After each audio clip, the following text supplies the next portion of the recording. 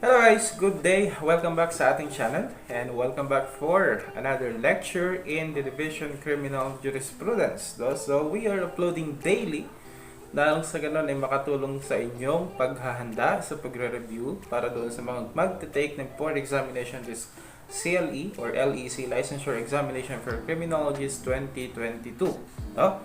So, apologize dahil hindi tayo nakapag-upload kahapon. Medyo kinulang lang tayo sa oras ng pag-prepare. Kaya medyo naka-skip tayo ng isang araw. Pero isang araw lang yun. No? Bawi tayo ngayon guys. Maaga tayo mag-upload. Okay. So, for today's session, we are going to be talking about conspiracy. No? Conspiracy in our subject matter. So, without further ado guys, let us jump into our discussion for today. No? So, allow me to read the question. We have here Pedro and 5 others conspired to kill one, no? And decided to commit it. But before they were given a chance to execute their plan, one of them reported it to the police officers and they were immediately arrested. Question: was there a crime committed? No, so we have here choices. No, yes, it is attempted homicide, and we have also yes, it is frustrated homicide, and C, yes, it's conspiracy. D, none at all. No, so before we can able to come up with a conclusion or answer for the question, no, let us try first to understand how our law defines conspiracy. Now, ano ba yung conspiracy nating tinatawag? And whether or not it is punishable ba yan under our revised penal code or not. No? So, we can find the definition of conspiracy doon sa ating revised penal code, no, on Article 8 where it discusses there, no, conspiracy exists. Sabi dito, conspiracy exists when two or more persons come to an agreement concerning the commission of a felony and decided to commit it. So there is conspiracy kapag two or more person, no, ay nag-usap-usap na mag-commit ng felony and they decided to commit it. I mean, talagang nagplano sila, nag-usap-usap silang magko-commit sila ng crime at desidido silang gawin yon. That is conspiracy. That's the definition. That's the definition of conspiracy. Ngayon, no, whether it is punishable or not, yun yung talagang issue natin. No? So, we have, of course, a little bit of much discussion on this, kung punishable ba siya or not. Kasi sabi dito, there is conspiracy when two or more persons come into agreement and they decided to commit it, but it does not mention here whether or not it is punishable. So we go back to Article 8, tignan natin, now conspiracy and proposal, alisin muna natin yung proposal, to commit a felony are punishable only in the cases in which the law specifically provides a penalty therefore. No? So, ang sabi ng conspiracy o sabi ng ating revised penal code with regards to the status of conspiracy, whether it's punishable or not, it is only punishable when the law provides. Kapag sabi ng batas, this is punishable, this type of act is punishable, then it will be punishable. No? But if none, no, walang sinabi dito, then definitely it's not punishable. So what are the exemption? No? What are the punishable forms of conspiracy? No? Kapag ang conspiracy ay in relation to crime against public order, no? O yung mga tinatawag nating war crimes, we have rebellion, espionage, sedition, no? And the like, yung mga war crimes na yan, no? Treason, no, misprision, treason, something like that. Kung yung mga bagay na to, yung mga war crimes na to, ang nakomit or ang pinag-uusapan, no, ang pinagko-conspiran, pinagplaplanuhang i-commit ng mga grupo ng tao, no, grupo ng mga mamamayan, no, then that is punishable. But nonetheless, if it's not related to the so-called crimes against public order or war crimes, then it is not punishable. Nakuha? So, nagiging punishable lang ang conspiracy if it is considered as a war crime or crimes against public order, no? And as well as the security.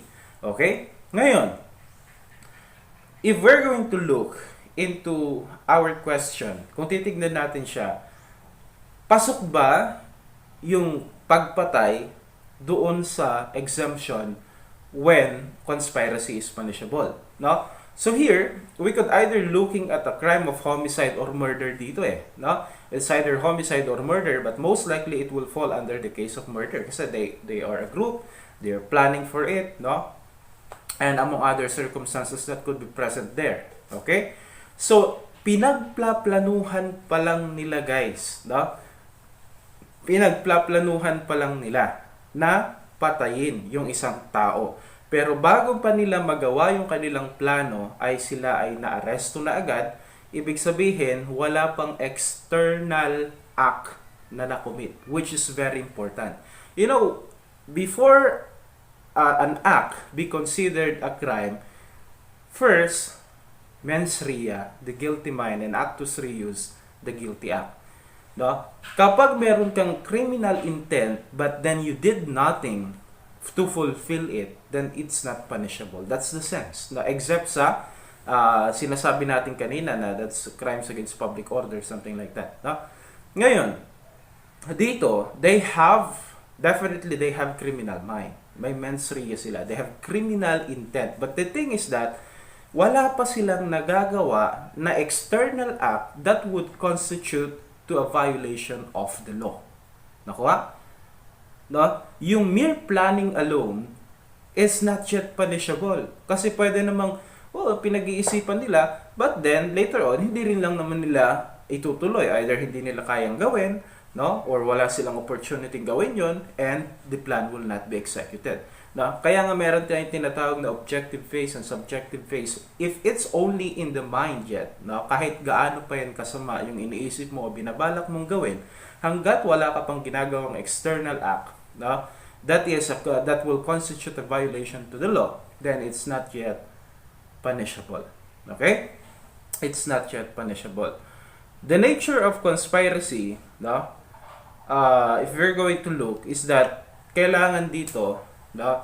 Of course, there's a felony committed. Siyempre, may felony naman talagang na-commit, no? And they are decided to commit it. Pero, it is only punishable nga, sabi ko, to specific crimes, not in all crimes. Like, for example, no? Crime of robbery. Let's say, for example, it's a crime of robbery. Sa kahirapan, walang-wala akong pera. So, I decided, me and my other friends, for example, decided to rob a bank. No? Sige, hold upin natin yan para magkapera tayo, ganyan. No? Ngayon, we decided already to commit it. No? We planned how are we going to execute it. Pero, bago pa man namin ma-execute yung plan, bago pa man kami makagawa ng hakbang para maisakatuparan yung aming pinagplanuhan or binalak na gawin na krimen, we were already arrested. At that point, no, what crime have we violated? No? What crime have we violated? Meron na ba kaming nagawa? Like for example, no, kumuha na kami ng armas, no, may mga baril na kami. So, we could be prosecuted for that only if, for example, the firearm that kinuha namin or unlicensed, no? Unlicensed. So we will be prosecuted for that crime only, like possession of firearms. Yun lang. Pero the mere fact that we plan to rob a bank, no? And we only doon pa lang kami sa subjective phase na yan, no? Yung iniisip pa lang namin kung paano namin siya gagawin, no, and things like that. It's not yet punishable kasi wala pang ang external act. No, kailangan munang magkaroon ng external act bago tayo pwedeng arrestuhin for that, no? So clearly it's not attempted, no? Hindi siya attempted kasi nga nasa isip pa lang, no? Pero kung halimbawa we were already there, no? Let's say binaril na namin siya but he was not hit, no, hindi siya tinamaan, so doon na merong external act which is yung pagbaril sa kanya. That is the first phase of fulfilling our criminal intent. So meron ng external act, so that would fall under attempted already, no? And it's not frustrated, much more that it's not frustrated kasi nga plano pa lang siya, no? Nagiging punishable lang to, guys, if, no, as we have stated, like for example, you meron kang plano to commit treason, yan, no? Nagplano kayong mag-traidor sa ating gobyerno, no? Then that is punishable as provided by our law. The mere fact that you plan, you and your group conspired to do a traitor act, no, to be a traitor of your own country, then definitely that is punishable, even with the absence of the so-called external act, kahit hindi nyo pa ginawa. Halimbawa, no, nag-meeting na kayo, nagkakagera na, kakampi na tayo sa kalaban, and one of these group of people, no, nireport kayo sa government, nireport kayo sa kapulisan, you were arrested, even with the absence of external act. Wala pa naman kayong ginagawang external act to fulfill what you had planned, no, what you had conspired to. But still, no, since the law provided that should be punishable, then that is punishable. But generally, the conspiracy is not punishable. However, no, ang conspiracy really matters most, no, doon sa tinatawag nating degree of participation. 'Di ba? In the previous lecture, we discussed about the degree of participation of the participants of the criminal act. Like for example, 'di ba, we have principal, we have accomplice, we have accessory, no? Conspiracy matters most in determining the degree of participation of one person, whether he can be considered as accessory or accomplice or principal. Like for example, no, me and my 3 other friends decided to rob a bank. Nag-decide kami, nagplano kami that we're going to rob the bank. Ngayon, no, we decided to commit it, no, and we are already going to commit it. So, ako, no, ay taga-drive lamang ng sasakyan. Yung iba, sila ang papasok sa bangko, magdedeklara ng hold up, kukuha ng pera, babalik sila, ipag-drive ko ulit sila patakas. Okay? So ngayon, if you remember our discussion for this, I can only be considered as accomplice. Accomplice lang ako, no? Kasi I did not directly participated into the crime. Doon sa first discussion natin. But for this matter, no, meron tayong tinatawag nating conspiracy. Meron tayong planning, meron tayong pag-uusap, and I'm a part of that. So, the rule on conspiracy is that the fault of one is the fault of all. No? Kahit ano pa man yung participation ko, whether my participation should fall only either as an accessory or accomplice, no? But since we are working, no, in conspiracy with each other, no, kumbaga iisa ang action namin, then we have the equal degree of participation, regardless if I was just the driver of the getaway vehicle.